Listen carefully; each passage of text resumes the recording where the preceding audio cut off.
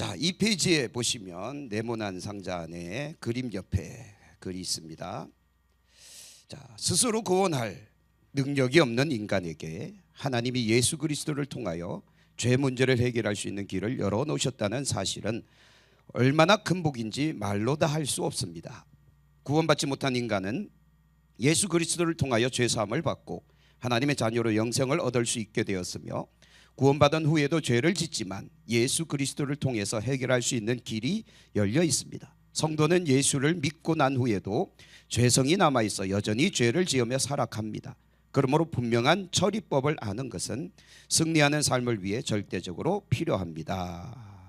자, 2번입니다. 1번은 각자 나누는 거고요. 2번 요한복음 13장. 자, 요한복음 13장. 우리 한번 성경을 찾아서 펼쳐 놓으시고요. 요한복음 13장 1절에서 11절까지인데 죄 처리와 관련하여 중요한 사실 두 가지를 말하고 있습니다. 자, 요한복음 13장에는 이제 예수님과 제자들 간의 이제 대화 내용이죠. 자, 한번 찾아볼까요? 요한복음 13장 1절부터 보시면, 6월절 전에 예수께서 자기가 세상을 떠나 아버지께로 돌아가실 때가 이런 줄 아시고, 이렇게 전개가 됩니다. 그러면서 자기 사람들을 끝까지 사랑하시면서, 자, 2절 한번 볼까요? 2절. 마귀가 벌써 시몬의 아들 가룟 유다의 마음에 예수를 팔려는 생각을 넣었더라. 그래서 참 예수님의 제자 중 한 사람인 가룟 유다에게 예수님을 팔 그런 생각을 마귀가 집어넣었다는 게 이게 참 기가 막히지 않는가, 이런 생각을 하는데요. 자, 그때 이제 예수님께서 제자들에게 독특한 일을 하시죠. 무슨 일을 하시는가 하면, 갑자기 대야에다가 물을 떠오시고 겉옷을 벗고 수건을 가져다 허리에 두르시고 이제 제자들의 발을 씻기기 시작하는 겁니다. 그래서 수건으로 발을 닦기 시작하니까 베드로가 뭐라 그럽니까? 주여 주여, 왜 내 발을 씻으시나이까? 그랬더니, 자, 7절 빨간색만 읽어볼까요? 7절. 내가 하는 것을 네가 지금은 뭐예요? 알지 못한다는 거예요. 그런데 이후에는 알 것이다. 지금은 왜 모르는가 하면 그 뜻을 아직 이해를 못하니까. 자, 8절. 또 베드로가 이렇게 말합니다. 절대로 씻을 수 없나이다. 베드로는 참 성격이 급한 사람인 것 같아요. 그랬더니 8절 빨간색만 또 읽을게요. 내가 너를 씻어주지 아니하면, 그 다음은요, 네가 나와 상관없다. 이게 무슨 의미일까? 자, 그 다음 10절에는 이렇게 나옵니다. 이미 목욕한 자는 발밖에 씻을 필요가 없다. 몸이 깨끗하다. 너희가 깨끗하나 다는 아니니라. 한 사람 가룟 유다를 염두에 두고 이야기한 거겠죠. 자, 여기서 나와 있는 목욕한 자와 발을 씻는 자 두 가지가 나옵니다. 자, 그래서 오늘 10절에 두 가지, 목욕한 자와 발 씻는 자, 이 두 가지의 차이점은 뭘까라는 거죠. 밑에 이제 설명을 적어놨죠. 이 페이지에. 목욕은 예수님을 믿을 때 모든 죄를 용서받는 것을 의미하고, 발 씻음은요, 예수님을 믿은 후에도 계속해서 짓는 죄에 대한 용서를 말한다라는 거죠. 자, 그래서 우리가 요한복음 이제 13장을 통해서 목욕하는 자와 발 씻는 자 두 가지가 나옵니다. 여러분들은 지금 현재 여러분들은 목욕을 해야 될 사람이에요? 발만 씻어도 되는 사람들이에요?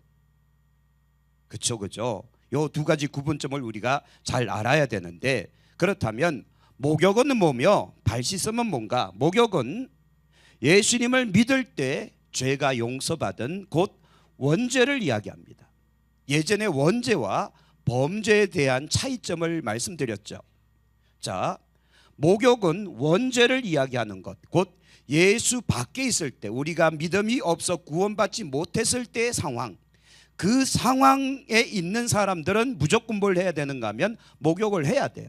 그런데 예수 믿고 나면, 요거 좀 이따 다시 한번 질문 드리겠지만, 자, 예수 믿고 나도 죄를 지어요, 안 지어요? 오늘 하루도 죄를 몇 가지를 지으셨어요? 수만 가지. 큰일 나는데 그러면 안 되는데. 이 정도 신앙생활 하셨으면 하루에 한두 가지 정도에 그치셔야 되는데, 수만 가지면 큰일 납니다. 이게 좀 수상한 겁니다. 자, 발 씻는 것은 뭐냐 그러면, 예수님을 믿은 후 짓는 죄에 대한 용서이기 때문에 이거는 범죄에 해당된다. 그래서 원죄와 범죄의 상관, 이 구분점을 여러분 잘 알아야 됩니다. 왜냐하면 이단들이 이걸 가지고 자꾸 우리를 속이거든요. 그래서 조금 이따 뒤에 가서 말씀드릴 거예요. 이단들은 왜 저걸 가지고 자꾸 시비를 걸까? 왜냐하면 우리가 자꾸 헷갈려 하니까. 예수 믿고 은혜 받았는데 교회를 열심히 다니는데 어느 날 갑자기 죄를 확 지었어. 그러면 죄책감 속에 푹 빠져 있다가 누군가가 옆구리를 쿡 찌를 때 너 죄 지었잖아, 너 구원 못 받아서 하면 헷갈리기 시작하는 거. 내가 구원 못 받는가? 그러면서 다시 구원 받아야 되는가? 이런 생각을 합니다. 그때 예수님께서 하신 말씀을 기억하십시오. 사람이 한번 태어나면 다시 모태에 들어갈 수 있겠느냐? 그렇죠? 못 들어가죠. 그런데 그러면 우리가 다시 엄마 뱃속에 들어갔다가 다시 태어나는 이 거듭남이 육체적 거듭남이 아니라는 거죠. 그러면 우리는 구원받았는데 왜 또 죄를 짓고 그 죄 가운데서 살고 있는가라는 거 말이죠. 요거 여러분 의문점을 한번 가지셔야 됩니다. 난 구원받았는데 왜 죄를 질까? 왜냐하면 우리에게는 죄성이라는 것이 여전히 남아있기 때문에, 원죄의 그 강력함, 죄의 강력함이에요. 자, 이렇게 한번 생각해 보세요. 거꾸로 죄가 얼마나 강력했으면 예수님이 십자가에 못 박혀 죽으셨을까? 자, 다른 말로 죄가 아무 능력이 없었으면 굳이 예수님이 십자가에 못 박혀 죽으실 이유가 있나요, 없나요? 없어요.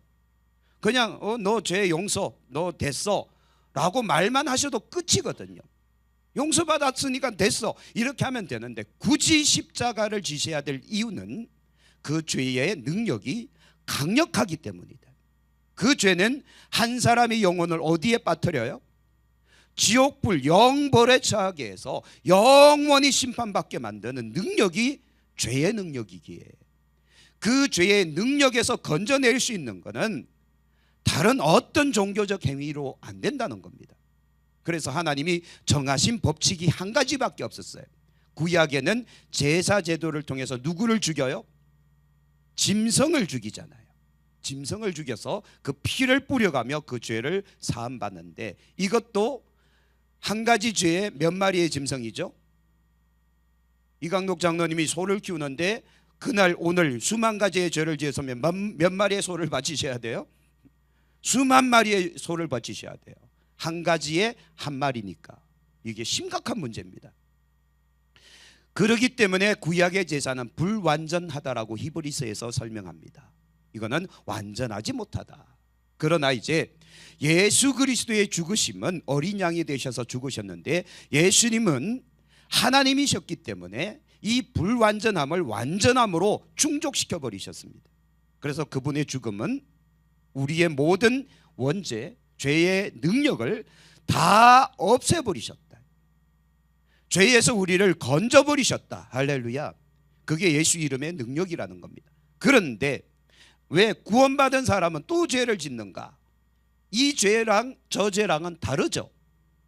위에 있는 원죄는 하나님을 부인하는, 하나님 밖에 있는 죄고, 밑에 있는 이 범죄는 하나님 안에서 저지르는 죄를 이야기하는 겁니다. 그건 조금 이따 다시 좀 더 상세하게 설명을 할게요. 자, 뒷장 3페이지 넘어가셔서, 자, 그렇다면 죄사함과 죄씻음에 관련돼서 말씀드립니다. 자, 죄사함, 로마서 5장 6절부터 11절은 죄사함에 대한 가르침이거든요. 죄사함 받기 전에 인간의 모습을 어떻게 묘사하고 있는가 하면 세 가지로 묘사합니다. 자, 6절 같이 읽어볼까요? 앞에도 있습니다. 우리가 아직 연약할 때 기약대로 그리스도께서 경건하지 않은 자를 위하여 죽으셨도다. 그래서 그리스도의 죽으심은 우리의 연약함 때문이고, 두 번째는, 자, 같이 또 읽을게요. 8절, 우리가 아직 뭐 되었을 때요? 죄인 되었을 때 그리스도께서 우리를 위하여 죽으심으로 하나님께서 우리에게 대한 자기 사랑을 확정하셨다. 그래서 두 번째는, 첫 번째는 우리가 아직 연약할 때고, 두 번째는 우리가 아직 뭐 되었을 때? 죄인 되었을 때. 여기서 여러분 계속 나오는 단어가 하나 있는데, 연약할 때와 죄인 되었을 때 앞에 수식어가 하나 나와 있죠. 뭡니까? 아직이라는 단어예요. 아직. 자, 앞에도 아직 연약할 때고 뒤에도 아직 죄인 되었을 때, 이 말은 무슨 소린가 하면 연약한 상태에 놓여 있을 때, 죄인의 상태에 놓여 있을 때를 이야기하는 겁니다. 내가 뭐 회개하고 나왔을 때 막 주님께서 죽으시는 게 그게 아니라, 우리는 아무 능력 없이 그냥 연약함 가운데, 죄 가운데 빠져 있을 때 주님께서 그 역사를, 그 일들을 하셨다라는 겁니다. 자, 세 번째는 뭔가 하면 10절, 곧 우리가 뭐 되었을 때? 원수 되었을 때를 이야기합니다. 그래서 이걸 그림으로 그려되면 이렇게 됩니다. 예수님이 죽으신 이유는 세 가지를 설명하는데, 첫 번째는 우리가 아직 뭐 할 때요? 연약함 가운데 있을 때. 두 번째는 우리가 아직 뭐 되었을 때요? 죄 가운데 놓여 있을 때. 세 번째, 이 모든 것들로 말미암아 우리가 어떤 상태가 되었을 때? 누구랑요? 누구랑 원수됐어요? 하나님과 원수됐다. 자, 여기에 보면 설명을 제가 적어놨습니다. 연약할 때는, 이 공과 한번 보세요. 연약할 때는 도움을 받을 수 없는 상태 또는 소망이 없는 상태를 의미하는 아스테논이라는 단어를 사용했거든요. 그리스도를 만나기 전에 인간은 스스로 구원의 길을 찾을 수 있는 힘이나 소망이 전혀 없었다는 겁니다. 우리가 내 발로 돌아간 게 아니라는 거예요. 자, 그래서 우리가 주님 사랑해서 주님 찾아온 겁니까? 주님께서 우리를 사랑해서 우리를 찾아오신 겁니까? 이게 인식이 돼야 돼요. 세상 종교는 자기가 찾아가요? 그 신이 찾아와요? 자기가 찾아가죠. 그래서 선택합니다. 불교를 갈까, 천주교를 갈까, 아니면 기독교를 갈까? 마치 훈련소에 있는 훈련병들처럼 주일날이 되면 훈련병들 쫙 모아놓고 이제 종교 행사 간다. 그리고 분류를 하거든요. 천주교 갈 사람 이쪽에 서고, 기독교 갈 사람 이쪽에 서고, 불교 갈 사람 이쪽에 서요. 그런데 걔네들 선택의 기준이 뭔지 아십니까? 제가 경험해봤거든요. 저도 22사단 신병교육대 출신인데 주일날 아침 9시면 쫙 모읍니다. 전체 모여 해서 종교 행사 갈 사람 따로 분류하고, 그 중에서도 종교 행사 가는 사람도 분류를 하는데, 이제 이미 소문이 쫙 퍼져 있어요. 절에 가면 초코파이 1개랑 요구르트 1개 준다. 교회 가면 초코파이 2개랑 요구르트 1개 준다. 천주교 가면 햄버거 1개랑 요구르트 1개 준다. 여러분 어디 가실래요? 급봐요. 그렇죠? 우리도 그러는데, 이 배고픈 훈련병들 전부 천주교로 가는 거예요. 그러면 그 다음 주에 기독교 목사님 열받으셔서 햄버거를 2개를 준비하십니다. 콜라 하나랑 햄버거 2개. 그러면 그 다음 주는 죄다 기독교로 몰려오는 거예요. 이런 식이거든요.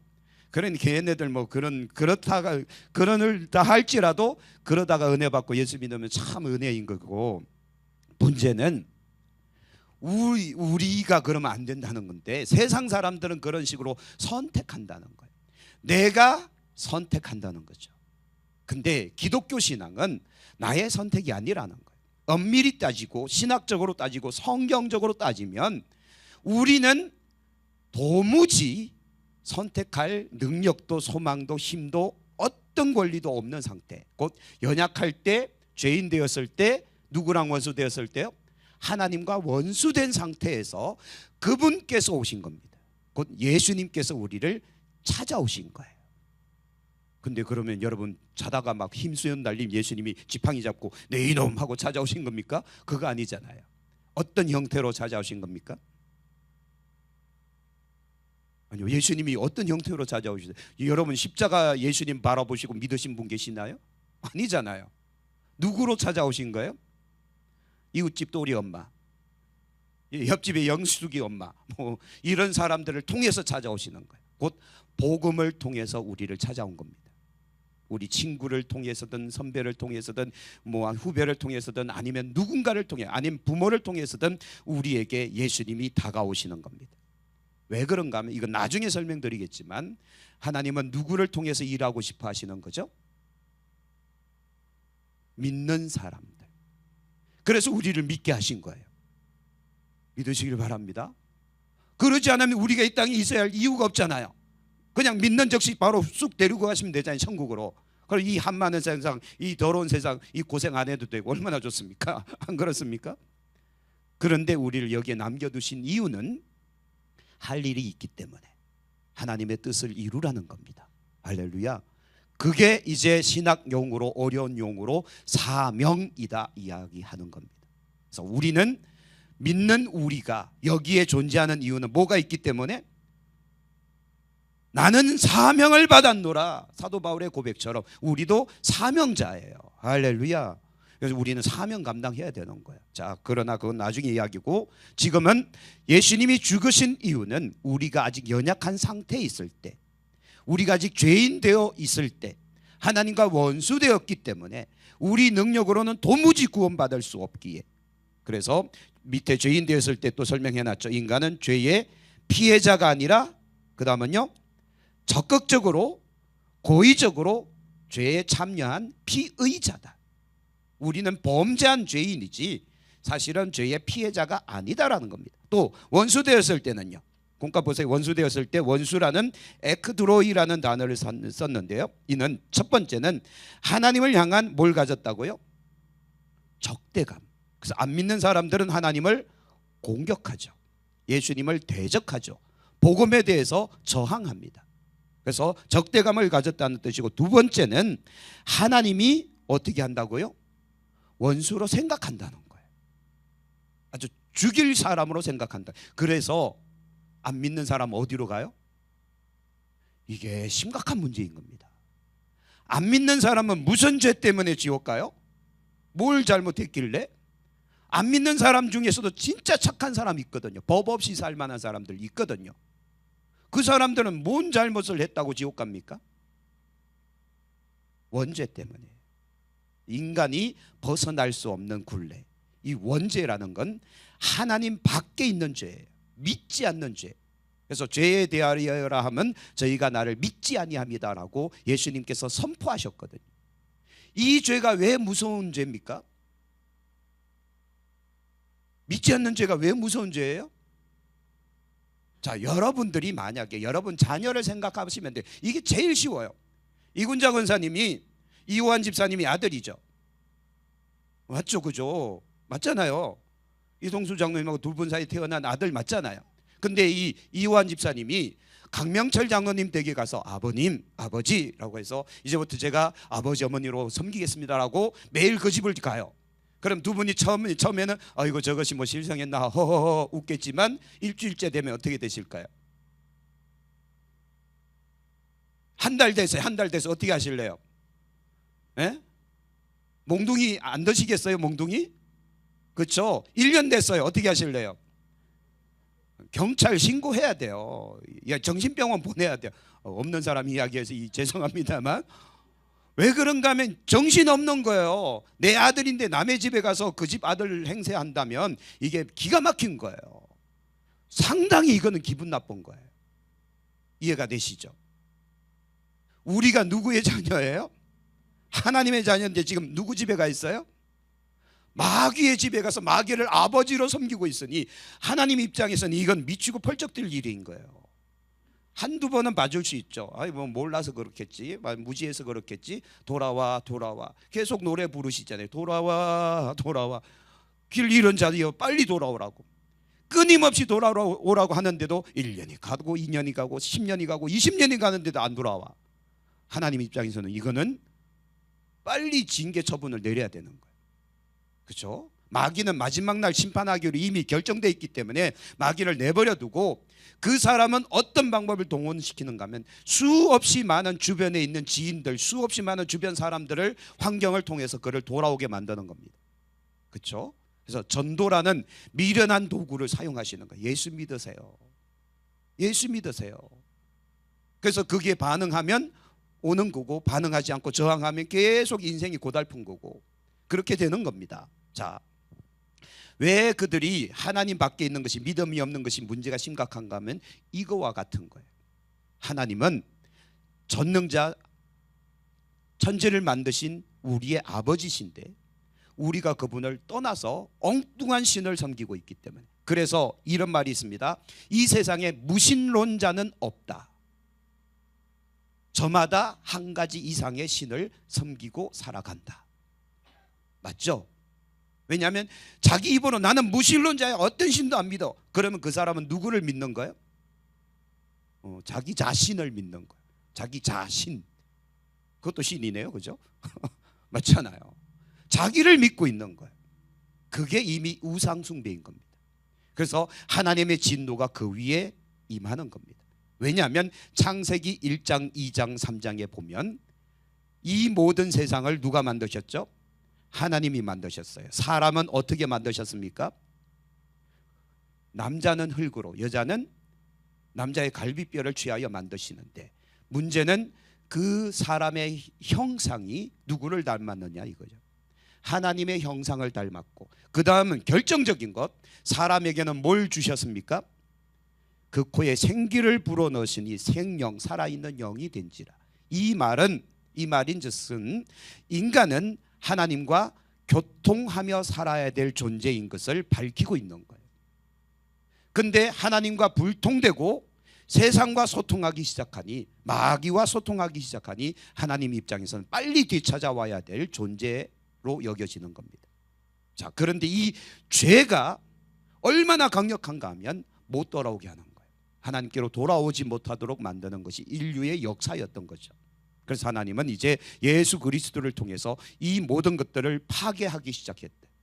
모든 걸 회복하기 시작하셨다는 겁니다. 그래서 이 시대도 교회가 존재하고 있고 지금도 우리 믿는 자들을 통해서 하나님은 일하고 계시는 겁니다. 할렐루야. 자, 그래서 우리는 사명자다. 자, 그 다음 갈로 2번, 인간이 죄사함을 받을 수 있는 근거는 무엇입니까? 8절. 자, 죄사함의 근거 앞에 보시죠. 연약한 자, 죄인 된 자, 원수 된 자가 죄사함을 받을 수 있는 근거는 그의 어떤 뭔가 오랜 신앙생활 경륜인가요? 경험인가요? 아니면 조상적부터 3대 4대째 이어져 내려오는 믿음의 가문 때문인가요? 아니면 그가 교회에 1억 2억 3억 막 많은 헌금을 했기 때문인가요? 아니면 그가 인생을 살아가면서 수많은 고행 고초를 많이 겪은 그런 어떤 경험 때문일까요? 너무 어려운 이야기를 했나요? 이 사람이 구원받을 수 있는 근거는 한 가지밖에 없습니다.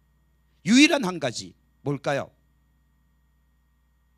예수 그리스도께서 십자가의 죽으심으로 연약함을 파괴하셨고, 죄인됨을 파괴하셨고, 원수됨을 파괴하신 거예요. 예수님의 죽으심을 통해서 우리가 구원받게 되는 겁니다. 자, 여러분 이거 꼭 기억합시다. 물론 다 알고 계시겠지만 이제 이론을 정립하는 거니까요. 우리가 구원받은, 곧 우리가 죄사함을 얻는 근거는 우리의 종교 생활도 아니에요. 직분도 아니에요. 헌금의 양도 아니에요. 우리가 뭐 조상적부터 섬겨왔던 그 대를 이은 충성, 이것도 아니에요. 우리의 죄사함의 근거는 오직 한 가지인데 예수 그리스도의 십자가의 죽으심밖에 없습니다. 그래서 요한복음 1장 12절, 이는 혈통으로나 육정으로나 사람의 뜻으로 나지 아니하고 오직 하나님께로 난 자니라. 하나님께로 난 자, 곧 예수 그리스도를 믿는 믿음을 통해서만 구원받는다라는 거 믿읍시다. 자, 히브리서 9장 22절 같이 한번 읽어볼까요? 율법을 따라 그의 모든 물건이 피로서 정결하게 되나니 피 흘림이 없은즉 사함이 없느니라. 자, 이게 무슨 질문인가 하면 왜 꼭 피를 흘려야 죄 사함을 받을 수 있습니까? 아까 서두에도 말씀드렸습니다. 이 죄의 능력은 한 생명을 죽여야만 용서가 될 만큼 죄가 강력하다는 거예요. 우리는 생각하잖아요. 뭐 거짓말, 뭐 돈도 안 들고 시간도 안 들고 그냥 양심 요만큼만 찔리면 돼요.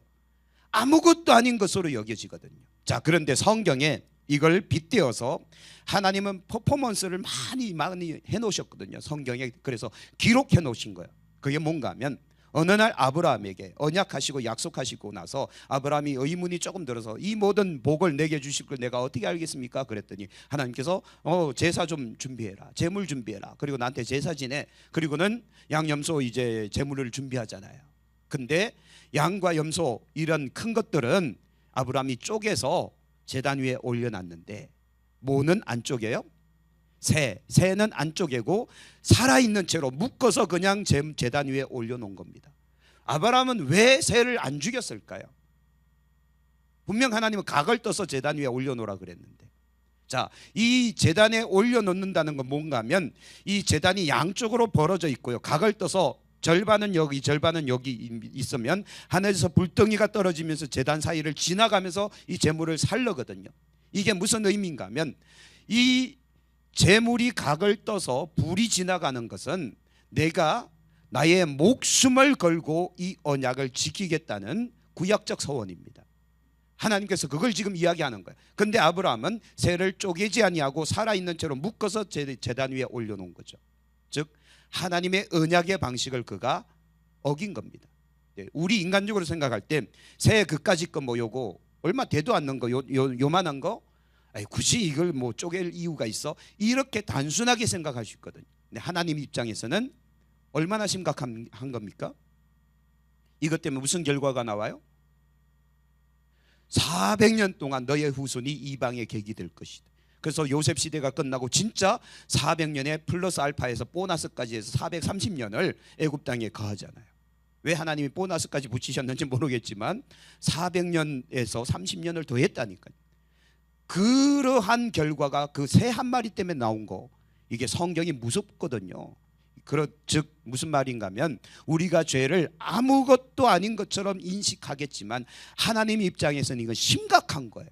왜냐하면 죄는, 다시 말씀드릴게요, 우리를 어디에 집어 던질 수 있는 능력이 있어요? 지옥불에 던질 수 있는 능력이 있기 때문에, 또 우리를 마귀의 자녀로 만들어 버리는 능력이 죄의 힘이다라는 거, 하나님은 그걸 알고 계시기에 심각하게 반응하는 겁니다. 그래서 피 흘림을 통해서 정결하게 되는 그 법칙을 하나님이 정해 놓으셨던 겁니다.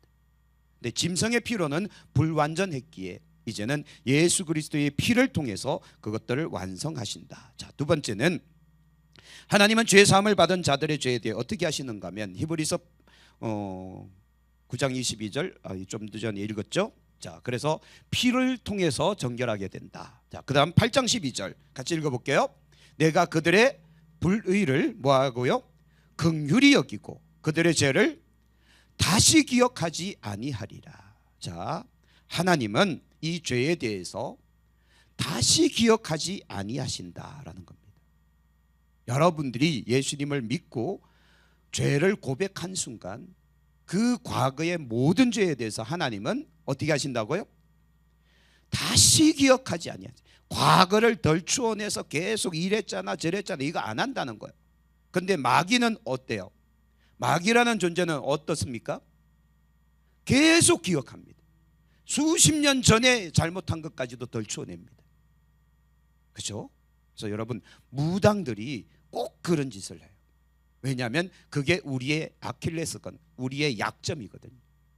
과거에 저질렀던 잘못들을 무당들도 20년 전에 그런 일 있었구만 이런다니까요.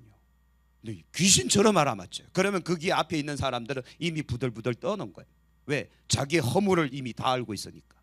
그러니까 이실 죽고 다 하는 거예요. 그러면 그 무당이 용한 무당 돼버리는 겁니다. 귀신이요, 귀신같이 한다니까요. 말이 이상하긴 하지만. 그래서 마귀라는 존재는요, 우리를 계속 과거를 캐요. 근데 하나님은 우리의 과거를 어떻게 하신다고요? 다시 기억하지 아니하신다. 그냥 없애버린 겁니다.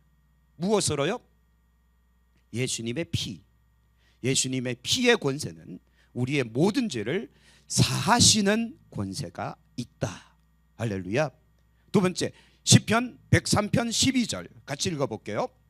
동이 서에서 먼 것 같이 우리의 죄가를 우리에게서 어떻게 한다고요? 멀리 옮기셨다. 동에서 서로 뭔가를 옮겨버리듯, 그건 아예 까마득하게 안 보이잖아요.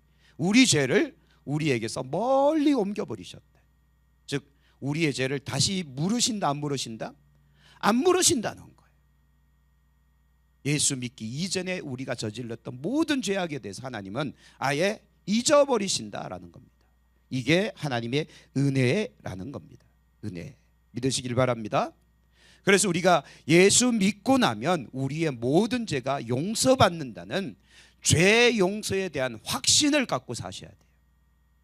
확신을 갖고 사셔야 돼요.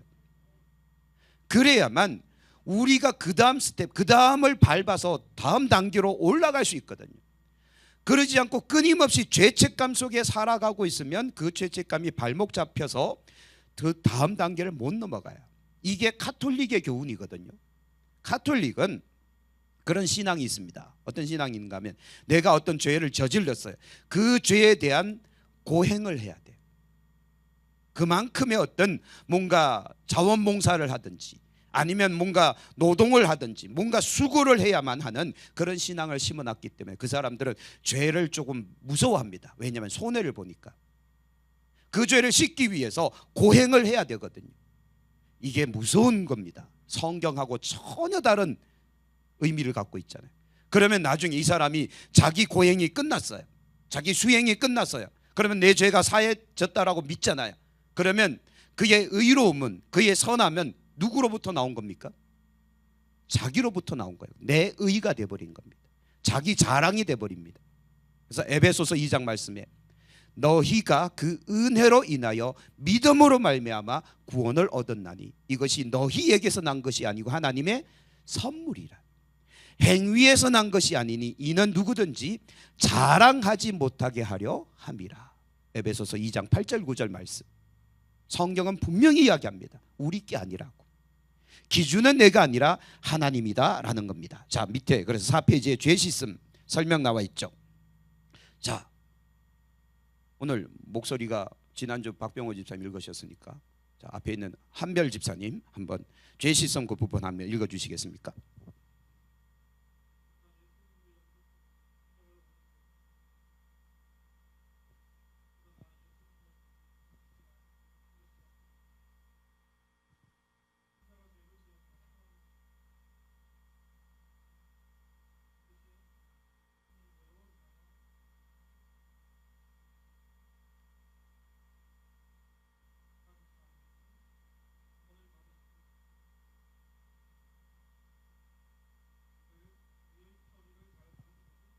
네, 죄의 처리. 자, 예수 그리스도를 믿을 때 당신의 죄는 자, 요거 참고로 한번 읽어볼게요. 이사야서 1장 18절 말씀 같이 읽습니다. 시작. 여호와께서 말씀하시되 오라 우리가 서로 변론하자. 너희 죄가 주홍 같을지라도 눈과 같이 휘어질 것이요 진홍같이 붉을지라도 양털같이 희게 되리라. 우리의 모든 죄를 다 사하신다고 약속했단 말이에요. 그런데 우리가 예수 믿고 나서도 여전히 죄 가운데 있는 이유는 자, 풍성한 삶인데 자, 요한복음 10장 10절 같이 읽어볼게요. 도둑이 오는 것은 도둑질하고 죽이고 멸망시키려는 것뿐이요 내가 온 것은 양으로 생명을 얻게 하고 그 다음은요 더 풍성히 얻게 하려는 거예요. 우리가 구원받고 나면 끝인가요? 구원받고 나서 끝이면 빨리 천국 가야 돼요. 왜? 이 세상에 있는 한은 죄를 자꾸 지니까. 그런데 우리가 구원받고 나서 끝이 아니기 때문에 하나님은 우리가 삶의 현장에서 더 풍성한 은혜를 누리며 살아가길 원하고 계십니다. 왜 풍성한 은혜를 누려야 되는가 하면 아까도 말씀드렸습니다. 우리는 뭘 가졌다? 사명자기 때문에. 사명, 각자에게 사명 곧 달란트를 주셨거든요. 5달란트, 2달란트, 1달란트 등 다양한 달란트를 주셔서 그 사명을 감당하게 하셨는데 사명만 주고 능력 안 주면 감당이 돼요, 안 돼요? 안 된다니까요. 하나님께서는 사명만 주시고 네가 알아서 해 절대 이런 분 아니거든요. 사명 주셨으면 사명 감당할 수 있는 지혜도 주시고 능력도 주시고 은사도 주시고 물질도 주시고 돕는 사람도 붙여주셔서 그 일들을 하게 만드는 겁니다. 그래서 교회를 구성하게 하는 거예요. 곧 하나님께서 아담과 하와를 선택하실 때 선택이란 말이 좀 이상하다. 만드실 때 자, 먼저 아담을 만드셨죠. 그리고 하와를 만드실 때 조건이 하나 있어요. 무슨 조건인가 하면 그를 위하여 어떤 배필을 지으리라. 역시 성경은 천재적으로 잘 아세요. 그래서 부부는 성격이 똑같은 사람이 만날까요? 아니면 전혀 다른 사람이 만날까요? 전혀 달라요. 그래서 장혜경 권사님과 강명철 장로님이 전혀 다르시잖아요. 각자가 역할이 달라요. 왜냐하면 부조화인 것처럼 두 사람이 만나면 하나가 돼버리는 겁니다. 이게 하나님의 원리더라고요. 이 사람이 부족한 걸 이 사람이 가지고 있고 이 사람이 부족한 걸 이 사람이 가지고 있는 겁니다. 그래서 두 사람이 딱 만날 때 이것이 완전한 완벽한 조화가 이루어져 버린 거죠. 그러니까 부부끼리는 맨날 부부싸움 하는 게 당연한 거예요. 그렇죠? 우리 집사님들 부부싸움 하는 게 당연한 거예요. 박병호 집사님. 다르니까. 다르니까. 근데 이게 언제쯤 이게 이해가 되고 이게 언제쯤 서로가 이제 하나가 될까요? 죽을 때가 되면 이해가 됩니다. 죽을 때까지 이게 이해가 안 된다니까요. 그러나 서로 맞춰가는 거죠. 그게 부부의 삶이죠. 하나님이 오묘하게 그렇게 만드셨다니까요. 자, 그런데 우리가 삶을 살아가면서 하나님은 사명을 주셨고 거기에다가 은사도 주시고 거기에다가 또 복도 주시고 돕는 사람들을 다 만들어서 붙여서 교회를 형성하게 하셔서 사명을 감당하게 하시는데 문제는 이걸 무너뜨리는 게 있다는 거죠. 그게 뭔가 하면 도둑이에요. 도둑이 오는 것은 도둑질하고 죽이고 멸망시키는 거예요. 즉 마귀가 우리에게 와서 우리의 믿음과 신앙을 싹 도둑질해 가버리고 복도 뺏어가 버리고 그 다음은요 우리의 영을 죽여버려서 결국 어디 보내려고요? 지옥불 보내려고 저렇게 혈안이 되고 있는 겁니다. 안 보이십니까? 지금 문 밖에 한 마리, 두 마리, 세 마리, 여섯 마리 지금 창문 밖에서 이러고 노리고 있는 거. 이게 볼 수 있는 눈이 열려야 돼요. 즉 기독교인 곧 구원받은 사람들은 끊임없이 마귀의 유혹과 미혹 가운데 있다는 거예요. 자, 이런 이야기가 있습니다. 안 되는 줄 알면서 왜 그랬을까? 이런 이야기가 있는데 마귀가 우리를 지옥 보낼 수 있나요? 없나요? 가능인가요? 불가능인가요? 이게 헷갈리면 안 됩니다. 마귀가 우리를 지옥 보낼 수 없습니다. 절대 안 됩니다. 어떤 노력을 해도 안 됩니다. 그런데 왜 저럴까요? 이쯤 되면 포기하고 갈 법도 한데 아직도 기다리고 있잖아요. 6마리가. 왜 그럴까요? 왜냐하면 풍성한 삶과 연관이 있습니다. 예수님이 오신 것은 우리로 생명을 얻게 하고 더 풍성히 얻게 하시는 거예요. 생명을 얻는 것까지는 마귀가 어떻게 할 수 없어요. 능력 바뀌니까. 그러나 풍성한 삶을 방해하는 건 충분히 할 수 있습니다. 어떻게 해요? 우리로 하여금 죄를 짓게 만들면 돼요. 이 죄는 원죄가 아니라 범죄. 그래서 그리스도인들이 범죄하기 시작하면 뭐가 무너지는가 하면 풍성한 삶이 무너져 버립니다. 은혜의 누림이 무너지고요. 은사 능력이 무너지고요. 그리고 우리 안에 있는 하나님의 복 이런 것들이 다 무너져 버립니다. 그냥 현상 유지만 하고 살아가는 거예요. 그러다 보니 교회 생활, 신앙 생활이 재미가 있을까요? 없을까요? 없어요. 그러니까 신앙이 성장해요? 아니면 퇴보해요? 퇴보해 버립니다. 그러면 그 사람은 일을 합니까? 아니면 그냥 놀고 있습니까? 결국 누구만 손해요? 아니죠. 누가 손해요? 하나님이 손해인 거죠. 하나님 나라를 무너뜨리는 거예요. 더 크게 일어날 수 있는, 더 영광이 임할 수 있는 하나님의 나라, 이 하나님의 뜻을 마귀는 무너뜨리는 겁니다. 우리가 그걸 알아야 이겨낼 수 있는 겁니다. 그렇죠? 내 개인적인 감정에 휩쓸리는 것이 아니라 아하, 나를 무너뜨려서 하나님 나라를 무너뜨리려고 하는 거구나. 이게 인식되어지면 정신 차리는 거죠. 나를 무너뜨려서 교회를 어지럽게 하는구나. 이게 믿어지면 정신 차리는 거죠. 개인적인 사사로운 감정에 휩싸이지 않는다니까요. 왜? 나를 뛰어넘어서 이제 공동체로 이어지고 공동체를 뛰어넘어서 하나님 나라로 이어지기 때문에 마귀는 이걸 노리고 있는 겁니다. 근데 우리는 여기까지 볼 수 있는 눈이 없다 보니까 자꾸만 자기만 보는 거예요. 내 개인적인 감정, 자존심, 그리고 뭔가 이런 것들만 여기에만 휩싸이는 거예요. 그래서 자존심 상해서 하여튼 성질 나서 자꾸 나에게만 해석을 하는데 아니요. 교회와 하나님 나라까지 확장해서 봐라라는 겁니다. 그래서 마귀는 우리의 풍성한 삶을 무너뜨리려고 한다라는 사실을 꼭 기억합시다. 자, 요한일서 1장 8절 같이 읽어볼게요.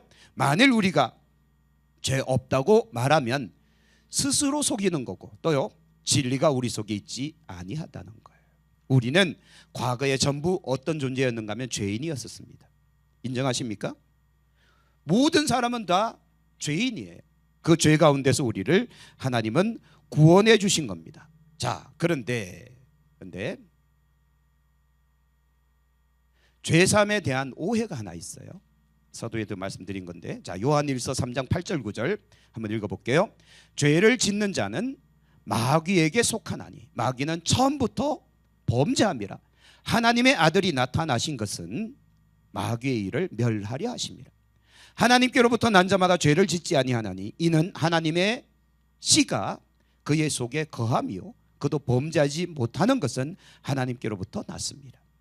이 구절이 은혜로운 구절인데, 자, 우리와 똑같은 침례회라는 명칭을 사용하고 있는 기독교 대한 예수교 침례회, 어떤 파입니까?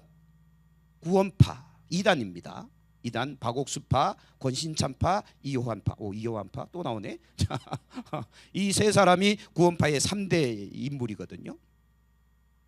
그런데 얘네들이 주장하는 게 이 구절 가지고 주장을 해요.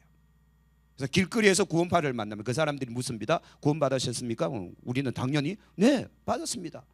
그러면 당신은 죄를 짓습니까? 안 짓습니까? 생각해 보니까 죄를 지었거든요. 죄 짓죠. 그러면 얘네들은 이걸 가지고 말합니다. 죄를 짓는 자마다 누구에게 속했다고요? 그러면 당신은 구원 못 받은 거네요. 그러면 헷갈리기 시작합니다. 죄를 지면 마귀의 자녀라고 그랬는데, 그럼 나는 하나님의 자녀예요? 마귀의 자녀예요? 마귀의 자녀인가 보다 하고 이렇게 가버리는 거예요. 그리고 그러면 우리 교회 와서 성경 공부하셔야 됩니다. 하고 휩쓸려 가버리는 거죠. 이런 것에 속지 마라 이거죠. 여기서 말하는 죄, 또 다른 곳에서 말하는 죄, 우리나라 말로 번역하니까 그냥 죄로만 적혀 있죠. 이걸 좀 더 세분화시키면 이렇게 됩니다. 자, 아까도 말씀드렸지만 죄는 무슨 죄가 있어요? 원죄가 있는데 이것은 하나님의 심판을 받아 결국 어디로 가는가 하면 지옥불로 가는 불신자들에 관련된 이야기. 그래서 죄를 짓는 자마다 마귀에게 속한다는 그 죄는 원죄예요, 범죄예요? 원죄예요. 하나님을 부인하는 죄입니다. 또 한 가지는 뭐가 있는가 하면 범죄가 있는데, 이 범죄는 하나님으로부터 뭘 받는가 하면 심판을 받는 게 아니라 책망을 받아요. 회초리를 맞는다 이거예요. 집에 아버지가 회초리를 들고 아들을 죽을 때까지 패는 아버지는 없습니다. 회초리로 종아리를 때리는 이유는 잘못에 대한 지적일 뿐이에요. 그리고 고치라는 뜻이죠. 그래서 그를 뭐하기 위함인가요? 온전한 그리스도인, 온전한 믿음의 사람으로 세우고자 하심이에요. 원죄는 지옥 보내는 것이지만 범죄는 그의 잘못, 그의 무지, 그의 어떤 이 어긋남을 바르게 고쳐서 온전하게 하기 위한 하나님의 은혜입니다. 하나님의 사랑이라는 거예요. 이게 구분이 안 되니까 내 죄 지었는데 나 구원 못 받았나 보다, 이렇게 헷갈려 버리는 겁니다. 그러므로 자, 죄의 종류, 과거를 기억하기 위해서 다 잊어버리셨을 테니까 제가 친절하게도 다시 가르쳐 드릴게요. 자, 죄는 첫 번째 부짓죄가 있습니다. 범죄예요, 범죄. 원죄는 아니에요. 범죄, 일반적으로 믿는 사람들이 저지르는 죄 세 가지가 있어요. 크게 나누어서. 첫 번째는 무슨 죄다? 부짓죄는 무슨 죄예요? 원인이 무지, 뭘 모르는 겁니까? 말씀을 모르는 거예요. 성경을 모르니까 성경에서 죄라고 규정하고 있는 것들에서 우리가 벗어나 버리는 겁니다. 그렇죠? 여러분, 어린이집 유치원에서 아이들은요 참 많은 것을 배웁니다. 자, 여름에 수영하러 갈 때 꼭 뭐 하고 들어가라? 네? 준비 운동하고, 그 다음요 제일 중요한 거 모르시나요? 이거 큰일 나는데요. 우리 여름에 바닷가 가야 되는데 가슴에 물을 적시고 들어가라. 왜요? 갑자기 뛰어들면 심장마비 걸리니까. 그렇죠? 이건 상식이에요. 어린이집에서 배운단 말이죠. 그런데 다 큰 어른인 박병호 집사님이 어느 날 갑자기 덥다고 막 우통 막 벗고 야 하고 갑자기 팍 떠서 다이빙을 팍 하면 어떻게 돼요? 심장마비 온다니까요. 근데 왜 그렇게 뛰어들까요? 가장 기본적인 가르침을 잊어버린 겁니다. 반드시 준비 운동하고 가슴에 먼저 물 끼얹어서 심장이 준비할 수 있도록 하고 그 다음 물에 천천히 들어가라. 그러면 안전한 수영이 가능한데 덥다고 막 뛰어들었다가는 진짜 심장마비 걸린 사람 많습니다. 진짜 위험합니다. 즉 우리가 신앙생활을 그렇게 한다는 거예요. 말씀을 기초로 해서 말씀 위에다가 우리 신앙을 이렇게 쌓아가야 되는데 내 감정이 앞서 버리는 거. 그리고 자, 제가 절대로 하지 말라고 한 두 가지 지침, 신앙생활 이렇게 하면 안 됩니다 라고 한 두 가지 지침. 첫 번째 뭔가 하면 뭐뭐하더라 라는 그 말에 현혹되지 마라. 우리는 소문에 근거한 신앙생활을 하면 안 된다고 그래요. 소문, 곧 누군가가 이렇게 하면 돼 저렇게 하면 돼 그 말 무시하십시오. 우리 신앙생활의 절대 기준은 뭐예요? 말씀이에요. 성경만이 유일한 우리 신앙생활의 기준이 돼야 됩니다. 그래서 말씀을 읽고 묵상하며 그 말씀 속에서 그 의미와 뜻을 분별하고 그 말씀대로 순종하기 위해서 애써야지. 누가 이렇게 말했으니까 뭐 이렇게 하면 된다더라. 아니에요. 아니에요.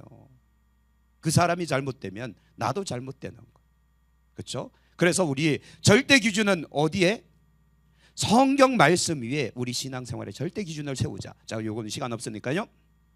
그래서 말씀에 대한 무지가 부지죄를 짓게 만듭니다. 그러면 해결 방법은요, 말씀을 어떻게 하면 돼요? 열심히 읽고 열심히 듣고 열심히 배우고, 그렇죠? 열심히 암송하고 열심히 순종하며 살면 될 거 아니에요. 말씀대로 살아가기를 소망합니다. 두 번째, 고범죄가 있어요. 고범죄는 무슨 원인이 뭔가 하면 고의성이에요. 내가 말씀을 알아요 몰라요? 알아요. 여러분 정도 되면 말씀을 알아요. 그죠? 아담과 하와 돕는 배필 다 아시잖아요. 근데 왜 안 도와줘요? 맨날 바가지를 그렇잖아. 안 돕고 도와줘야지. 부족한 걸 봤으면 도와줄 생각하지 왜 바가지를 걷냐고요. 바가지는 물론 돕는 행위 중에 한 가지이긴 하지만 너무 바가지를 많이 걸면 남자들은 저 밖에 나가서 방황을 하죠. 자, 고의성, 곧 알면서 일부러 그러는 겁니다. 그렇죠? 주일날 예배 드리러 가야 돼요? 아니면 놀러 가야 돼요? 알아요. 그렇죠? 우린 다 알고 있어요. 다 알고 있는데 하나님 이번 한 번만 눈 감아주세요. 저도 그런 이야기 들었어요. 목사님 이번 한 번만 눈 감아주시면 제가 다음부터는 절대로 안 어기겠습니다. 저는 눈 감아줄 수 있어요. 근데 하나님은 절대 눈을 안 감으시더라고요. 우리가 알면서 고의적으로 짓는 죄가 있어요. 이때 해결 방법이 뭔가 하면 하나님은 징계하십니다. 채찍질을 가하신다는 거죠. 그래서 인생 채찍과 사람 막대기, 뭐와 뭐예요? 두 가지. 인생 채찍과 그 다음은요, 요게 참 무서워요. 인생 채찍이란 내가 살면서 참 많은 일들을 겪어요. 안 좋은 일들을 경험합니다. 그게 인생 채찍이에요. 사람 막대기는요, 김씨, 최씨, 박씨 뭐 이런 인간들이 죄다 나를 자꾸 공격해. 나는 가만히 있는데 이상하게 이 인간들이 나를 자꾸 힘들게 못 살게 굴어. 사람 막대기. 그래서 이스라엘을 위해 아수르를 준비하고 유다를 위해 바벨론을 준비하십니다. 사람 막대기예요. 하나님이 준비해 놓고 기다린다니까요. 자, 그러므로 고범죄, 고의로 짓는 죄를 여러분 줄이셔야 됩니다. 자, 그리스도인들은 마지막 세 번째 뭐가 있는가 하면 무슨 죄가 있어요? 자범죄가 있습니다. 자범죄는 어떤 죄인가 하면 원인이 뭔가 하면 습관이 돼버린 거예요. 즉 다시 말해서 내가 말씀대로 살지 못하고 살아가는 그 행위들이 습관이 돼서 이제는 고쳐지지가 않는 거예요. 그래서 3살 버릇 8까지 간다고. 그냥 어린애 시절부터 그냥 그렇게 살아온 거예요. 그게 성경 말씀에 위배됨에도 불구하고 그렇게 살아온 거예요. 그 당연함으로 여겨지는 거예요. 당연한 거예요. 이걸 어떻게 해결할 수 있습니까? 제가 불방망이라고 적어놨죠. 저 불방망이는 뭔가 하면 진짜 성령 받아야 돼요. 성령께서 완전히 뒤집어 엎으셔야 돼요. 그래서 불방망이, 하나님은 우리 인생을 뒤집어 엎을 때가 있거든요. 묵은 땅을 기경하라 말씀처럼 우리 인생을 갑자기 어느 날 갑자기 확 뒤집어 놓거든요. 그래서 하나님이 유다 지파를 다시 정결케 하시고 유다 지파를 다시 세우는 방법이 뭐였는지 아시죠? 유다 지파, 쓰임 받아야 되는 유다 지파인데 그들도 므낫세 이후에 완전히 타락했더니 하나님께서 하신 방법은요, 완전 갈아엎어 버리죠. 어떻게 합니까? 예루살렘을 다 불태워 버리고 그들을 통째로 바벨론으로 옮겨 놓잖아요. 거기서 70년 동안. 그래서 예루살렘과 이 이스라엘은 안식하게끔 내버려 두고 바벨론에서 70년 동안 그들을 훈련시킨 다음 그들을 다시 이스라엘로, 유다로 옮겨 놓으시잖아요. 완전 뒤집어 엎어버린 겁니다. 이게 하나님의 방법이더라고요. 우리 인생도 그래서 자범죄를 계속 가지고 있다가는 하나님께서 어떻게 하는가 하면 성령의 불방망이로 뒤집어 버립니다. 인생을 완전히 송두리째 뒤집어 버린다는 거. 전혀 다른 인생을 살아가는 그런 일을 겪게 될 수도 있다. 그래서 죄가 무섭다. 자, 그런데 이건 우리를 죽이기 위한 방법입니까? 아니잖아요. 우리를 어떻게 하기 위해서요? 온전케 하기 위해서. 자, 우리를 뭐 하기 위해서요? 온전하게 하기 위해서. 온전하게 해서 뭐 하시려고요? 풍성하게 하시려고요. 풍성해, 은혜를 풍성하게 누리게 하시려고. 그래서 결국은 하나님의 선하신 뜻 이루시려고 이런 일들을 행하신다라는 거 꼭 기억합시다.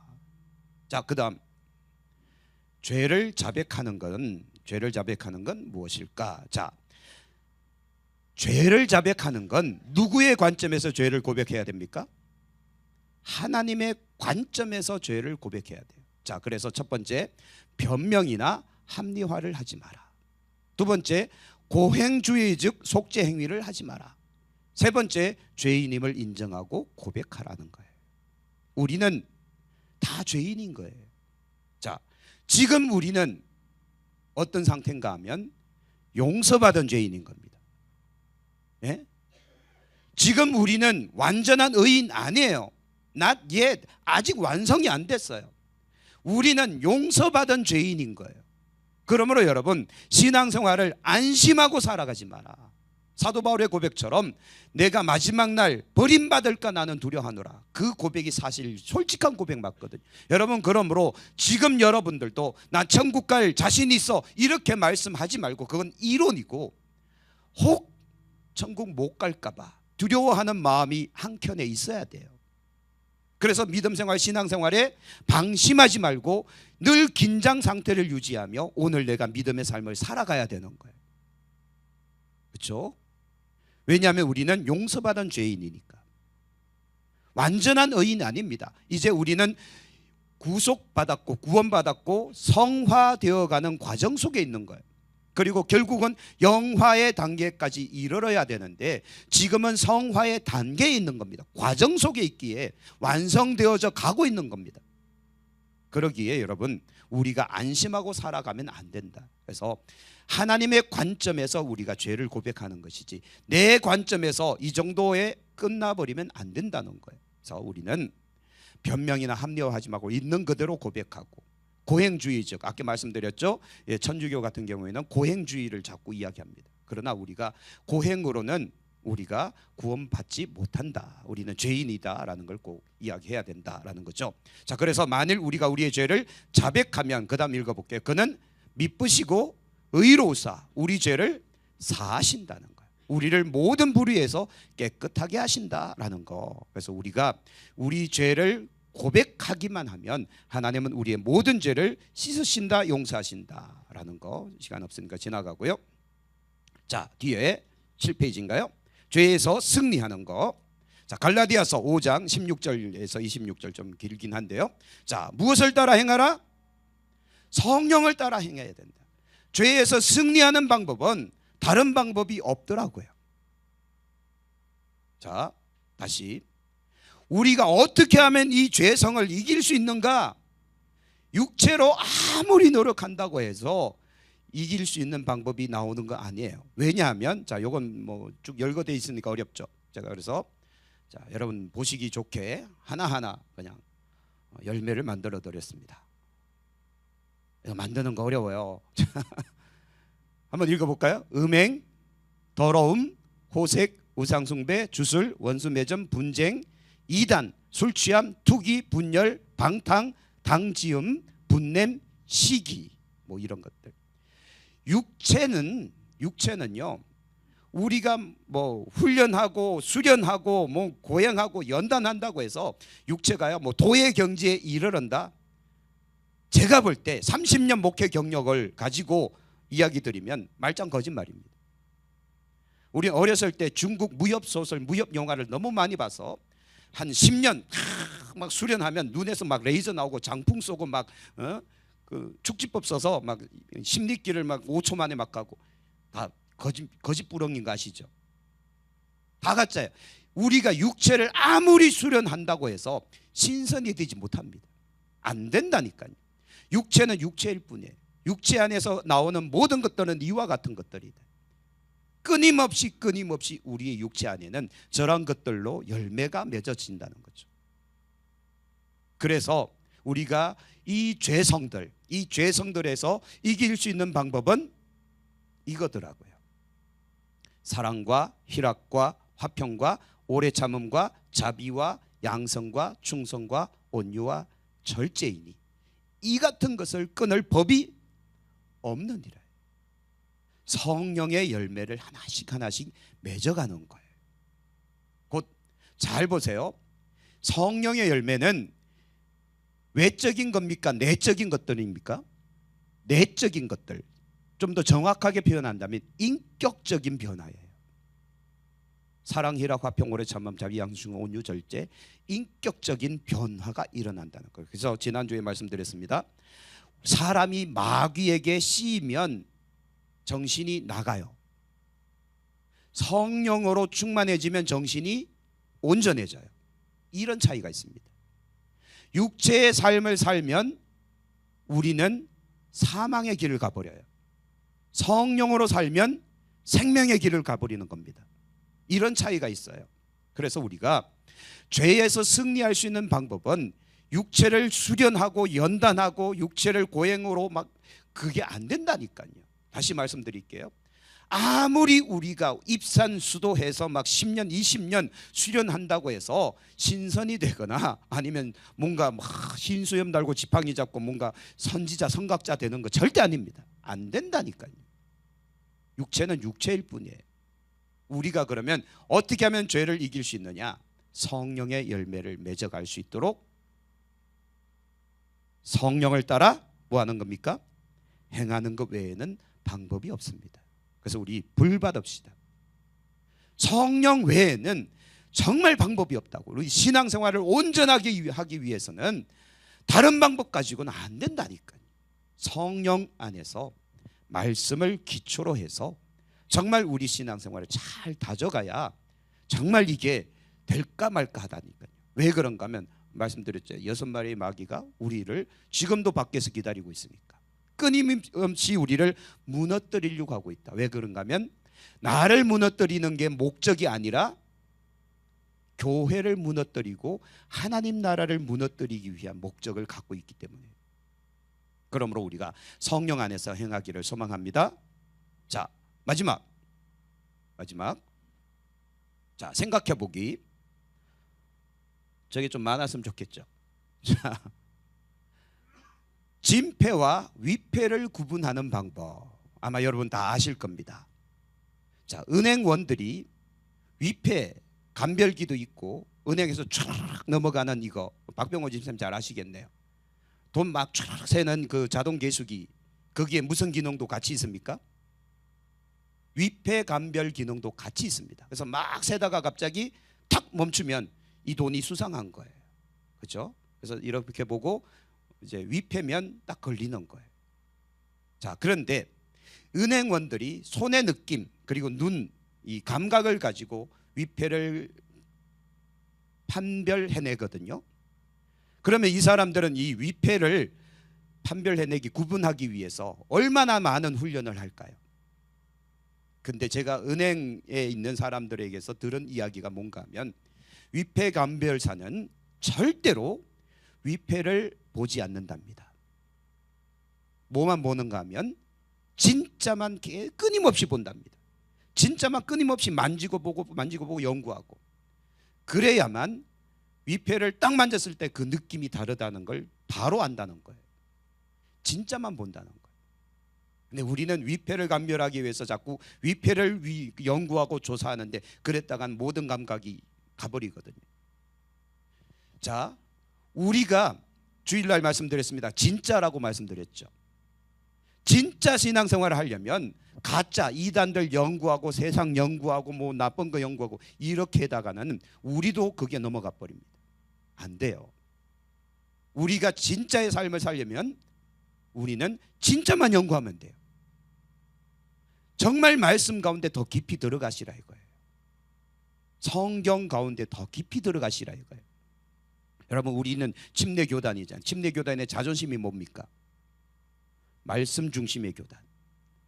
성경 외에는 어떤 교리도 인정하지 않는다. 이게 우리 교단의 자존심이잖아요. 근데 지난번에 우리 지방회에서 갑자기 교리서를 만들어낸다니까 제가 막 발끈했어요. 우리 교단엔 교리가 없는데 무슨 말씀입니까?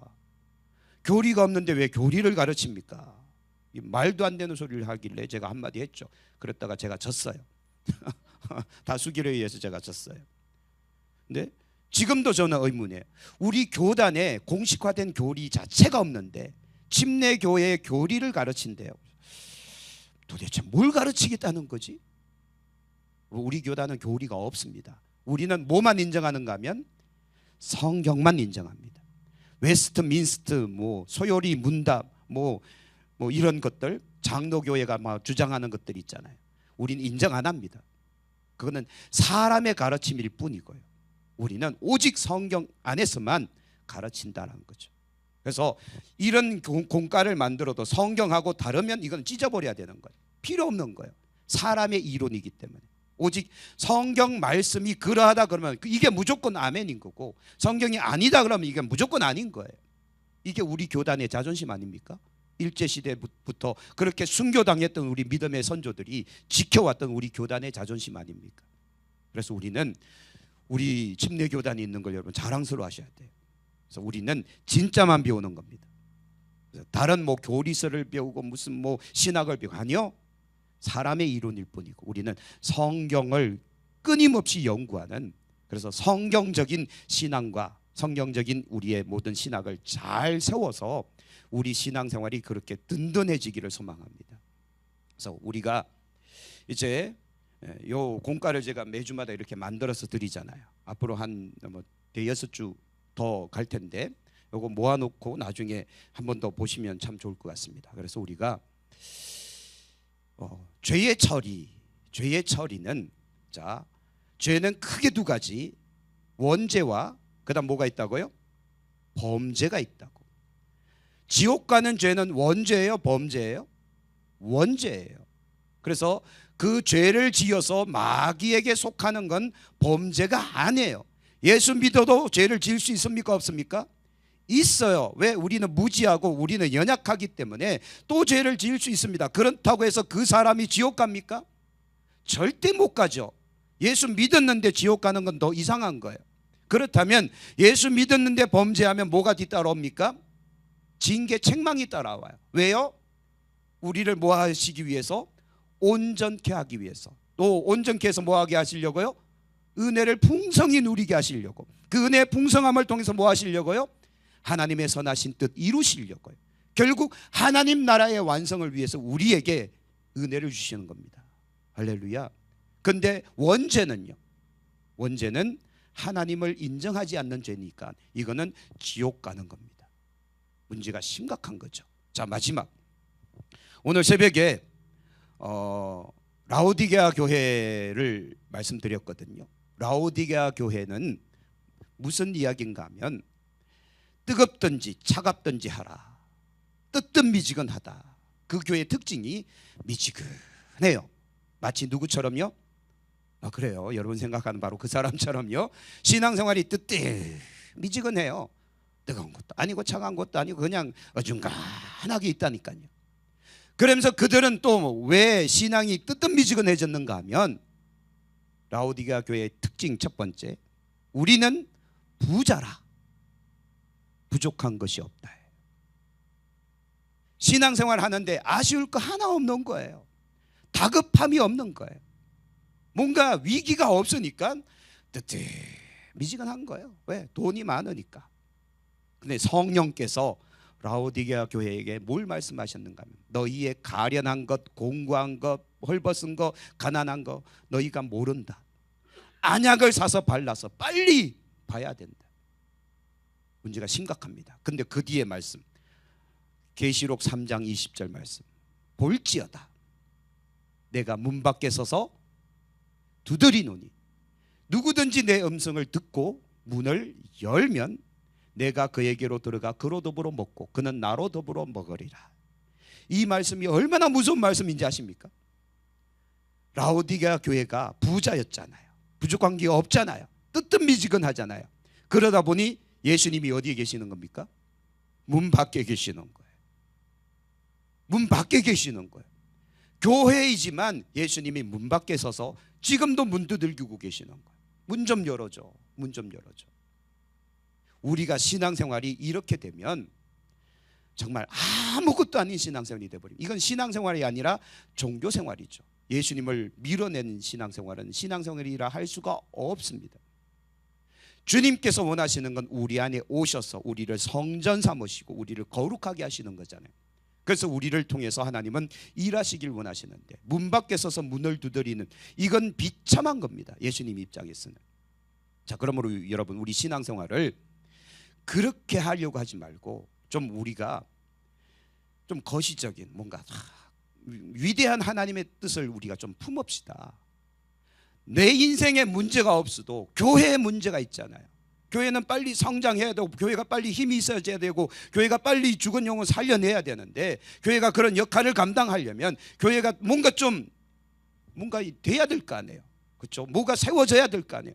그러면 여러분, 내 인생에, 내 가정에, 내 삶에 문제가 없다고 해도 교회를 위해서 부르짖어야죠. 하나님 나라를 위해서 우리가 부르짖어야 되죠. 그래서 열심을 다해서 우리가 기도하며 열심을 다해서 우리가 신앙생활에서 하나님의 뜻을 이루어가는 믿음의 삶이 돼야 되지 않겠습니까? 자, 관점, 기준이 내가 돼버리면 아무 문제 없거든요. 그러면 아무 일도 안 해도 돼요.